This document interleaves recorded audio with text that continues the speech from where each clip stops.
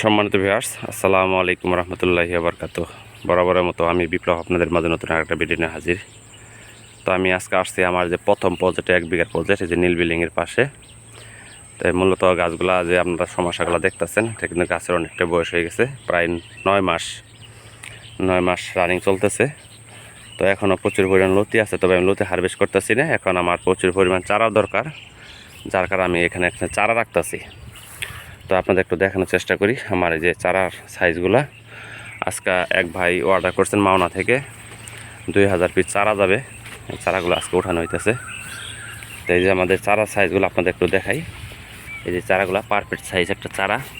এই প্রতিটা চারার ভিতরে যেন কীরকম লতি, এই যে লতি, এই যে এগুলো দেখতেছেন, এই যে প্রতিটা চারার ভিতরে এরকম লতি থাকবে। আর এই চারা লাগানোর 45 দিন পর থেকে আপনারা লতি হারভেস্ট করতে পারবেন। যাদের এখন অনেকে জমি খালি পড়ে রয়েছে, যে আপনারা ধান লাগাবেন আশা করছেন, অনেকে ধান নষ্ট হয়ে গেছে, আমি মনে করি যে ওই জমিতে যেন এখন এই চারাগুলো রোপণ করতে পারেন, তাহলে হয়তো আপনারা লাভবান হতে পারবেন। কারণ এখন কিন্তু লতির সিজন, এখন আনাচে কোনাচে সব জায়গায় আপনারা লতি পাবেন। তো এই লতিটা আমরা চাষ করার পরে তখন কিন্তু লতি থাকবে না, কারণ যারা এখন চাষ করবে তারা কিন্তু হয়তো 45 দিন অথবা 50 দিন পরে কিন্তু লতি হারভেস্ট করতে পারবে। আর লতি হারভেস্ট করবে ওই সময় কিন্তু ভালো একটা বাজার থাকবে, কারণ এখন এটা আছে এই জ্যৈষ্ঠ মাস, বাংলায় জ্যৈষ্ঠ মাস। তো বাংলায় জ্যৈষ্ঠ মাস, এই যে লতি দেখেন, আপনাদের দেখাই, এই যেরকম দেশি লতি, এটা 12 মাসে একটা জাত, 12 মাসে চাষ করা যায়। তো এখন কিন্তু জ্যৈষ্ঠ মাস, এই জ্যৈষ্ঠ মাসে কিন্তু সব জায়গায় লতি পাওয়া যায়। আর লতির বাজারটা কিন্তু এখন কিন্তু কম। আর এখন কিন্তু আপনার এই জ্যৈষ্ঠ মাসে এখন থেকে কিন্তু এই বৃষ্টি শুরু হয়, এবং কি জ্যৈষ্ঠ আষাঢ় শ্রাবণ পর্যন্ত এখন কিন্তু প্রচুর বৃষ্টি থাকে, যার কারণে বিভিন্ন জায়গায় পানি, ফসল নষ্ট হয়ে যায়, সবজি বাজার খুবই টান থাকে, এবং সবজির বাজার অনেকটাই বেশি। আর ওই সময় যদি আপনারা এই লতিটা হারভেস্ট করতে পারেন, তখন একটা ভালো বাজার পাবেন।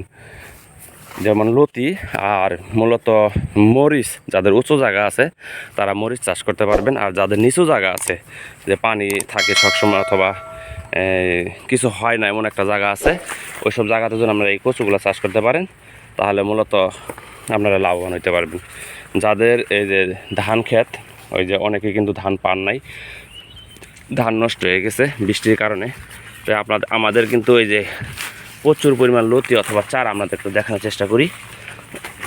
আমরা কিন্তু এখনকার চারা রাখছি, এগুলা আমাদের কচুর বয়স প্রায় 9 মাস চলছে। এগুলো সব চারা, এই যেগুলো দেখতেছেন। আমরা এখান থেকে এই যে মূলত মেন গাছটা হয়েছে যে এই যে এটা বড় গাছ, এটা বয়স 8 থেকে 9 মাস চলতেছে। আর এই বয়স্ক যে গাছটা, সেটার ভিতরে আমি একটা লতি দেখাই।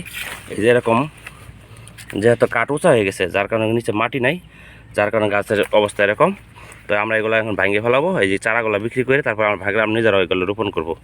এই যেভাবে ডিগা থেকে লতি আসে, প্রতিটা ডিগা থেকে একটা লতি আসবে। আর আমাদের জাতটা হইতাছে লতিরাজ বাড়ি 1, গাজীপুরের লতিরাজ। এই যে কপালে একটা ফোঁটা থাকবে যেরকম, এটা এর আগে আমি ভিডিওতে বলছি। এই যে প্রতিটা, এই যে এরকম কপালে একটা লাল ফোঁটা থাকবে। আর পাতার কালারটা হবে গোলাকার, একটু সাদা টাইপের, কালো না। এই যেরকম একটা ফোঁটা থাকবে, এটাই চেনার উপায়। তো সবাই ভালো থাকবেন, সুস্থ থাকবেন। আর যে নতুন উদ্যোক্তা, এই নতুন উদ্যোক্তার জন্য একটা দোয়া করবেন। এখান থেকে আমরা আজকে 2000 পিস মাল উঠাইতেছি। এটা সুন্দরবন কুরিয়ারের মাধ্যমে আমরা পাঠাইবো। তো এই যে আপনাদের একটু দেখাই, এই যে এখান থেকে এই যে লতিগুলো হারভেস্ট করা হয়েছে, এই যে লতিগুলা। আর এই যে মূলত এই যে আমাদের লতির সাইজগুলো আপনাদের একটু দেখাই। এই যে এইভাবেই ডিগা থেকে লতি বাইরে হবো। প্রতিটা গাছে এই যে পুরাতন গাছ হইলো তারপর লতি আছে, এই যে পুরাতন গাছ থাকলো তারপর লতি, এই যেগুলো আমরা লতি হারভেস্ট করছি। সবাই ভালো থাকবেন, সুস্থ থাকবেন। আসসালামু আলাইকুম রহমতুল্লাহি ওয়া বারাকাতুহু।